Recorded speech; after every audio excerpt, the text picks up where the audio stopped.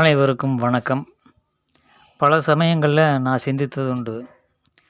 நம்ம தான் ஏதாவது மனநோய் புடிச்சு இந்த மாரி சிந்திச்சுட்ருக்கிறோமோ அப்படின்ட்டு என் மேலேயே பல டைம்ல சந்தேகம் வந்துரும். அதுக்கு என்ன காரணம்னா, தமிழ்நாடு முழுக்க ஒரு மாரி இருக்குது. நம்ம ஒரு மாரி சிந்திக்கிறோமே! அப்ப நம்ம மேல தான் பிழையா என்னமோ அப்படின்னு பார்த்தா, மொத்தத்தில தமிழ்நாடே வந்து கோமாளிகளின் கூடாரம் அப்படிங்கிறத இந்த அரசியல் கட்சிகளினுடைய எண்ணிக்கை வச்சு தான் நான் தெரிஞ்சுக்கிட்டேன். கேரளாவுல எடுத்துட்டீங்கன்னா, மொத்தமே 10 கட்சி தான். இதில பாதிக்கு மேல 6 கட்சிகள் வந்து தேசிய கட்சிகள். அதுபோக அந்த தேசிய கட்சிகளிலிருந்து பிரிந்து கட்சி ஆரம்பித்த ஒரு 4 கட்சிகள். இவ்வளவுதான். ஆந்திராவ எடுத்துட்டு அதே போல தான். தேசிய கட்சிகளின் எண்ணிக்கை 6, 7 இருக்குது. இதில வந்து Congress, BJP, communist parties, Indian Muslim League இப்படி. அதுபோக சின்ன சின்ன கட்சி அது சின்ன கட்சிகளோட காங்கிரஸ்லேருந்து ஒய்எஸ்ஆர் காங்கிரஸ்ன்னு போட்டு பிரிஞ்சுது. இப்படி தான் இருக்குது கட்சிகள். எல்லாமே வந்து கர்நாடகாவிலயும் ஒரு 10 கட்சிகள் தான் இருக்குது. ஆந்திராவிலயும், தெலுங்கானால அதே போல தான். இப்படி வந்து பல ஸ்டேட்டுகள்ல இந்த 10க்கும் மேற்பட்ட கட்சிகளே கிடையாது. ஆனா தமிழ்நாட்டுல மட்டும் 60 கட்சிகளுக்கு மேல இருக்குது. அப்ப இவனுங்கெல்லாம் பைத்தியக்காரனுங்க அப்படிங்கிறத தவிர வேற ஒண்ணுமே இல்ல.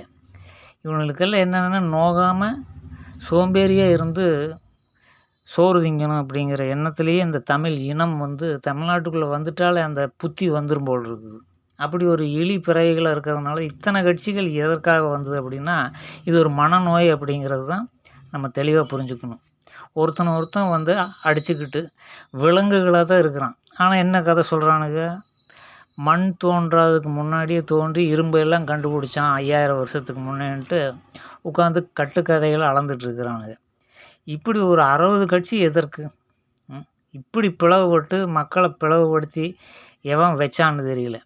என்ன கண்டவனெல்லாம் கட்சி ஆரம்பிச்சுக்கிட்டு என்ன இது ஒரு கிறுக்கு பயல்களின் கூடாரம் அப்படிங்கிறது தெளிவான உண்மை. மற்ற நாடுகள்ல, ஸ்டேட்டுகளெல்லாம் எப்படி கம்ப்யூட்டர் கண்டுபிடிக்கிறானுங்க, எத்தனையோ அறிவியல் வளர்ச்சிய கண்டுபிடிக்கிறானுங்க. இவனுங்களுக்கு அடிப்படையிலேயே தமிழ்நாட்டில எவனுக்கும் அறிவு இல்லாதனால இவனுக்கு எதுவும் கண்டுபிடிக்கவும் தெரியாது. எல்லா பொருள்களையும் வெளியிலிருந்து வாங்கி உபயோகிச்சது தான். இவனுங்களுக்கு விவசாயத்திலேயும் கூட வந்து அந்த கருவிகள் முதற்கொண்டு வெளிநாடுகள்லேருந்தும், வெளி ஸ்டேட்டுகள்லேருந்து வாங்கி தான் அந்த காலத்துலேருந்தே உபயோகிச்சிருக்கிறானுங்க. அதுவும் வந்து அந்த ஸ்டேட்லேருந்து வந்தவனுங்க கொண்டு வந்ததுனால. இல்லைன்னா அதுவும் கிடையாது. இதில முக்கால்வாசி எல்லாருமே வந்து தமிழ்நாடு அப்படின்னு சொல்ல இப்போ இருக்கக்கூடிய இடத்துலலாம் மனிதனெல்லாம் தோன்றியெல்லாம் இங்கே தமிழ் இனமெல்லாம் வளர கிடையாது. எல்லாமே வெளி பகுதிகள்லேருந்து இங்கே வந்து சேர்ந்தவனுங்க தான். இதுக்கு மேலே போறக்கு வழி இல்லாதனால இங்கேயே தங்கிட்டானுங்க. ஏன்னா சுற்றியும் கடல். எங்கே போறது? ஆனா எல்லாருமே வந்து தமிழ்நாட்டில இருக்கிற அத்தனை பேருமே வந்தேரிகள் அப்படிங்கிறனால, பல இனக்குழுக்கள் இருக்கிறனால தான் இப்படி நாய்க மாரி அடிச்சுக்கிட்டு ஒருத்தனுக்கு ஒருத்தன் ஒத்து போகாம, ஒவ்வொரு பிரிவும் ஒவ்வொரு கலாச்சார பின்னணி கொண்டவனுங்க. அதனால இவனுங்கெல்லாம் ஒண்ணு சேர்ந்து வாழவே முடியாது தமிழ்நாட்டில. எல்லாம் நடிச்சுக்கிட்டு திரியிறானுங்க. உள்ளுக்குள்ள வஞ்சனை வச்சுக்கிட்டு, வன்மத்த வச்சுக்கிட்டு, மெண்டல் பயல்களா சுத்திட்டு இருக்கிறானுங்க அப்படிங்கிறது தான் உண்மை. வேற எந்த ஒரு இந்தியாவுக்குள்ளேயே வேற எங்கேயுமே இந்த போல 60 கட்சிகள் இருக்கும்போதே தெரிஞ்சுக்கணும். இவனுங்கெல்லாம் 60 இனக்குழுக்கள் இங்கே வந்து பஞ்சம் பொழைக்க வந்த பண்ணாடைக அப்படின்ட்டு. அரசியல்ல இருக்கிறவன் ஒவ்வொரு முகரையும் பாருங்க. ஏதாவது அவனுங்க முகரையில அறிவு கலைன்னு ஒண்ணு இருக்கும். மனிதன்னா முகத்த எடுத்து பார்த்தா அறிவு கலைன்னு ஒண்ணு இருக்கு. ஒருத்தனுடைய முகத்திலயாவது அறிவு கலை இருக்குதா தமிழ்நாட்டில? அரசியல்வாதி இத்தனை கட்சி இருக்கு. 60 கட்சி இருக்குது. 60 கட்சியினுடைய தலைவர்கள கூப்பிட்டு வரிசையா நிறுத்தி வச்சு அவனுங்க முகரையெல்லாம் பாருங்க. அறிவில் சிறந்தவன் எவன் ஒருத்தன காமிங்க. நம்ம சிந்திச்சு பார்க்கணும்.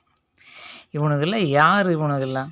அப்படிங்கிறது மக்களுக்கு தெரிகிறதில்ல. மக்களும் கட்சி இத்தனை கட்சி இருக்கும்போது அத ஆதரிக்கக்கூடிய மனநிலையில் இருக்கிறவனுங்க அவனுங்க அதில விட 2 கால் பிராணிங்க தானே. அப்படிங்கிறத அனைவரும் புரிஞ்சுக்கணும். உலகத்திலேயே எங்கும் இல்லாத ஒரு பிரிவினை.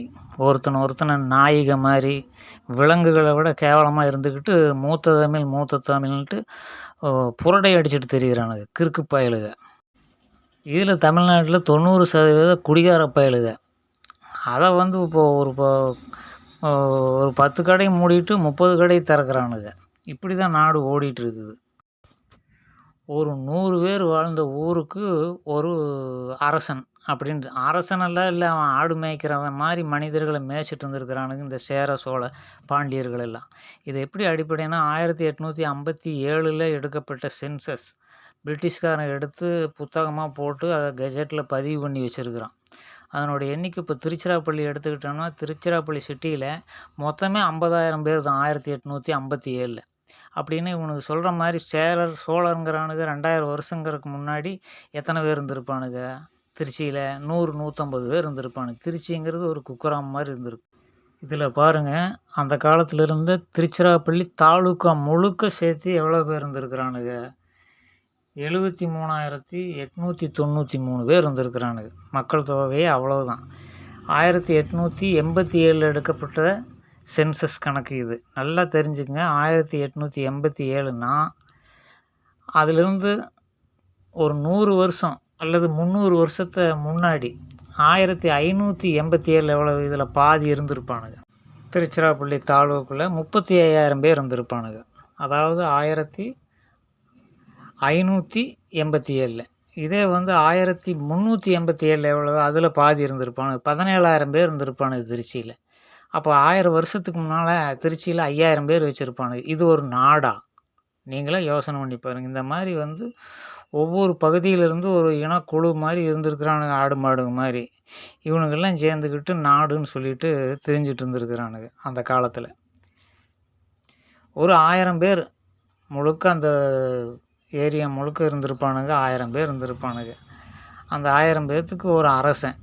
அதுக்கு வந்து மாட மொழி சினிமாவை பார்த்து பார்த்து நாசமாக போயிட்டானுங்க. தமிழ்நாட்டு மக்கள் சினிமாவில் காமிச்சதெல்லாம் நிஜம் நினச்சிட்டு அந்த மாதிரி அரண்மனை இருந்தது. நல்லா கற்பனையில் வாழ்ந்து செத்து போனானுங்க. அவ்வளோதான் நமக்கு தெரிஞ்சது. இப்படி வந்து வரலாறு பொய், இலக்கியம்னு போட்டு சங்ககால இலக்கியம்னு அது முழுக்க முழுக்க பொய். அதாவது 18ஆம் நூற்றாண்டு எழுதப்பட்டதெல்லாம் எடுத்து வச்சுக்கிட்டு அதெல்லாம் வந்து 3000 வருஷத்துக்கு முன்னே எழுதப்பட்டதுன்ட்டு புரட்டு கதையில் அடிச்சுட்டு திரியிறானுங்க. ஓலைச்சுவடிகள் வந்து 1945 50களில் கூட எழுதப்பட்டு வந்தது. அதனால் வந்து 1857 இந்த மாதிரி பிரிட்டிஷ்காரங்காலத்தில் எழுதப்பட்ட அந்த இலக்கியங்களையெல்லாம் எடுத்து வச்சுக்கிட்டு அவன் 2000 வருஷம் கதை உருட்டிகிட்டு இருக்கிறானுங்க. புத்தகங்களெல்லாம் வந்த பிறகும் ஓலைச்சுவடியில் எழுதிட்டு இருந்தாங்க. இந்த ஜாதக குறிப்புகள்லாம் வந்து ஓலைச்சுவடியில் தான் எழுதுவாங்க. அதுக்குண்டான சாட்சியங்கள் பல இருக்குது. அதனால் இலக்கிய வரலாறு எல்லாமே சங்கீதம், நடனம் எதுவுமே தெரியாது இந்த காட்டுமிராண்டி பயல்களுக்கு. வந்து ஒற்றுமையும் கிடையாது. எந்த ஒரு மனிதனுக்கு உண்டான அடிப்படை தகுதி இல்லாதவனுக்கு தான் தமிழ்நாட்டில் இருக்கிறானுங்கிறதுக்கு இந்த 60 கட்சிகள் இருப்பது சாட்சி. இவனுக்கெல்லாம் மனித இனமே கிடையாது, விலங்கினம் அப்படின்ட்டு சொல்லிட்டு இவனுங்களெல்லாம் எப்படி மாற்ற முடியும் அப்படின்னா, எப்படி மாற்ற முடியும்னு தெரியல. கடவுளே வந்தாலும் இது மாற்ற முடியுமான்னு தெரியல. ஏன்னா 60 இனக்குழுக்களாக இருந்தால் தான் 60 கட்சிகள் வந்து உருவாக முடியும். பூரா மெண்டல் பயலுக அப்படிங்கிறத சொல்லிவிட்டு அடுத்த வீடியோவில் இதுக்கு ஏதாவது வழி இருக்குதான்ட்டு சிந்திச்சு பார்த்து நம்ம மறுபடியும் சந்திப்போம்.